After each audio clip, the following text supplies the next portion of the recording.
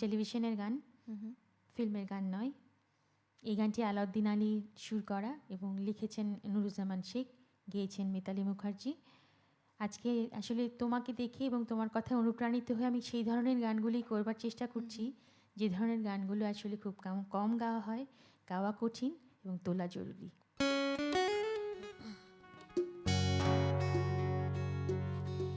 যে আমার দু চোখ ভরে